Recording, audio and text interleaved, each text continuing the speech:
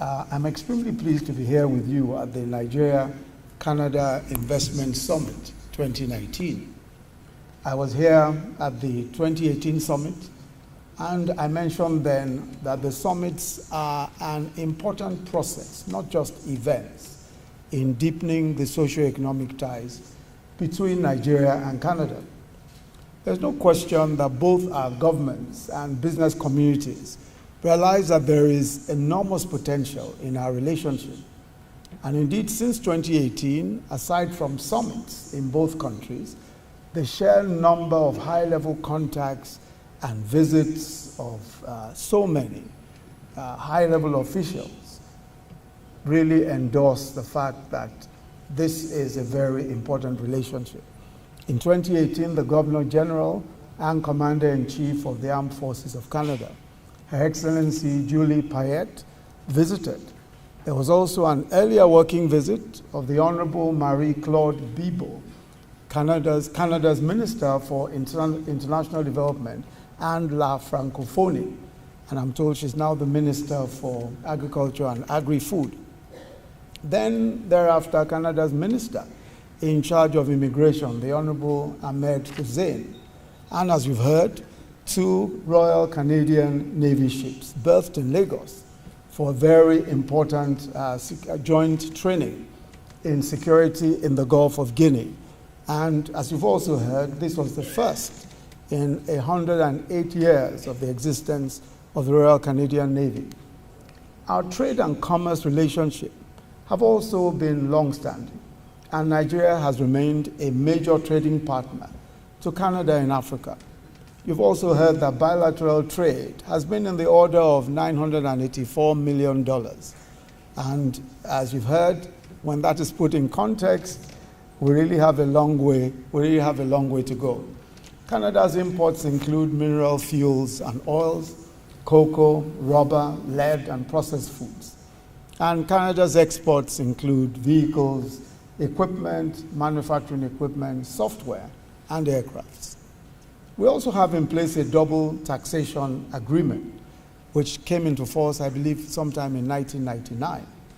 And we expect that our Foreign Investment Promotion and Protection Agreement, FIPA, will be concluded and ratified by both countries as early as possible in 2020. We expect that in the first quarter of 2020, we ought to have that agreement in place. But this summit is particularly important. We have much richer private and public sector participation than before. The focus is on mining, power, agriculture, housing, education, and technology. These are sectors that Nigeria has identified as crucial to the success of our economic recovery and growth plan, and we are determined to work collaboratively with investors to create the best possible environment for business in these sectors. And we are determined not just to ensure that we keep to the plans that we put in place, but that we encourage all of our partners to work with us. In mining, our mining industry growth roadmap lays out the scale of our ambitions in this sector, and it goes beyond extraction and export. We intend to create a broad spectrum of value-added services by fully maximizing the abundant opportunities for mineral resource beneficiation, exploiting all of the possibilities in support services and support industries that will be nurtured around core mining activities. We're of course all very excited about the prospects evident in the Spring Fountain and the Bullion Mart collaboration, and we look forward to that coming into fruition. In the power sector, we believe that investment in renewable energy is bound to benefit from our focus, especially on off-grid and mini-grid options for delivering power to a very huge population and commerce. Our Energizing Education program, which is installing private solar power facilities in several of our universities, and our Energizing Markets program also, which is private solar in markets and economic clusters all around the country, have demonstrated that businesses are prepared to pay for regular power supply, and that this is a tremendous area of growth for renewable energy and for business and commerce in that respect. And that also, given the very high radiation all around the country, the solar option makes perfect sense. In agriculture and agribusiness also, there is tremendous prospect. Our government believes that the next few years are crucial for our vision of food security, and especially self-sufficiency in the production of several food and cash crops.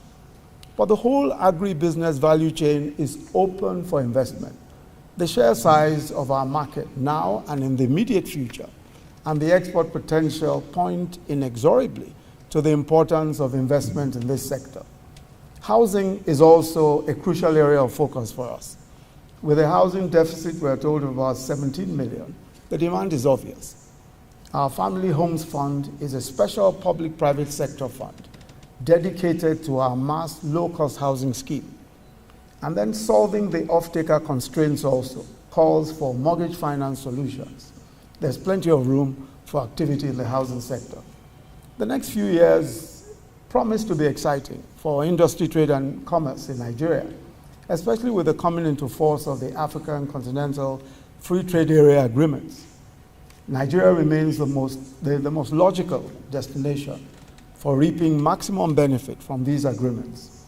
Consequently, we've devoted considerable attention to improving the Nigerian business environment, and we have, by all accounts, recorded notable success.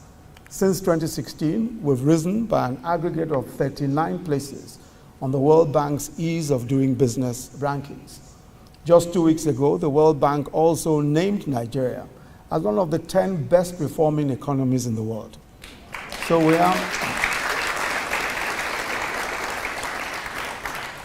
we are set for business, and we look forward to the continuous engagement with the Canadian government and business community in the coming months and years. Let me commend the Nigeria High Commissioner to Canada, His Excellency Ambassador Ade Ashekun, and his team, and Mr. Taiwo Dutola, CEO of the Nigeria Investment Summit, for the incredible hard work that they put into this summit and previous summits and engagements here and in Canada.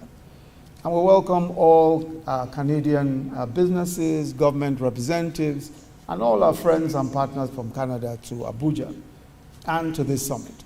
In particular, we welcome the distinguished delegation from the city of Brampton, and we certainly look forward to meeting with them.